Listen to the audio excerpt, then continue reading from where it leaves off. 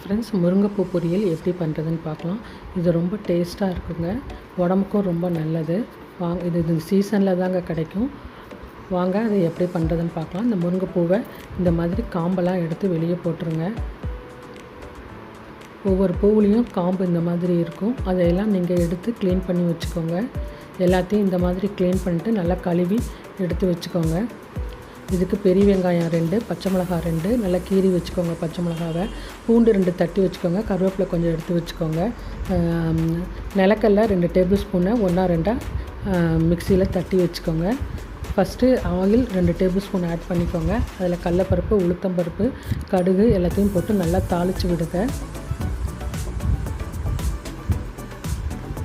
அதுலேயே பெரிய வெங்காயம், கருவேப்பிலை, பச்சை மிளகாய் இது எல்லாத்தையும் போட்டு வணக்கி விடுங்க. பூண்டு 2 தட்டி இதில் போடுங்க. எல்லாமே நல்லா வணங்கட்டும். இதையெல்லாம் நல்லா செவக்கிற அளவுக்கு வணக்கி விடுங்க.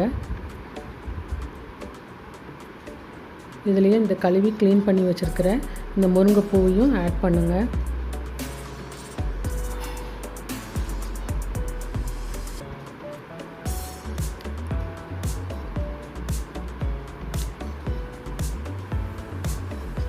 இது எல்லா கடைகள்லேயும் இந்த சீசன் போது கிடைக்கும்.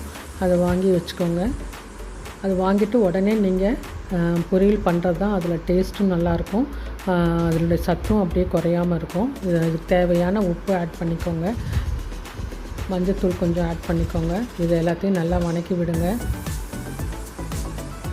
தண்ணி ரொம்ப சேர்க்க தேவையில்லை, சும்மா தொளிச்சு விட்டிங்கனாலே போதும்.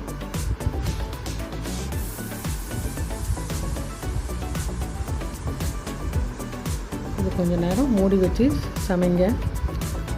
ஒரு 2 to 3 மினிட்ஸ் கழித்து திறந்து பாருங்கள். அதில் இருக்க தண்ணியெல்லாம் ட்ரை ஆகி பூவும் நல்லா வெந்திருக்கும். இந்த டைமில் நிலக்கடலை 1-2 தட்டி வச்சுட்டு அதை இதில் ஆட் பண்ணிக்கலாம். வறுத்த நிலக்கையை 1-2 தட்டி வச்சு இதில் ஆட் பண்ணுங்கள்.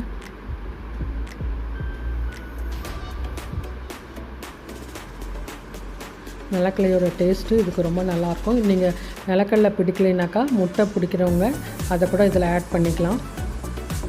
தேங்காய் இதில் ஆட் பண்ணிக்கோங்க. நிலக்கடலைக்கும் தேங்காய்க்கும் பதிலாக முட்டையை நீங்கள் கூட இதில் ஆட் பண்ணி செய்யலாம். அதனோட டேஸ்ட்டும் நல்லாயிருக்கும். அவ்வளோதாங்க, சுவையான முருங்கைப்பூ ரெடி ஆயிடுச்சு. இது குழந்தைங்களுக்கும் ரொம்ப பிடிச்ச டேஸ்ட்டாக இருக்கும். நீங்களும் இது மாதிரி செஞ்சு பார்த்துட்டு உங்கள் கமெண்ட்ஸை சொல்லுங்கள்.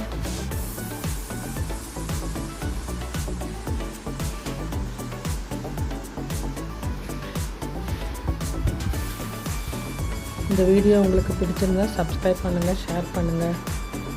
தேங்க்யூ ஃபார் வாட்சிங்.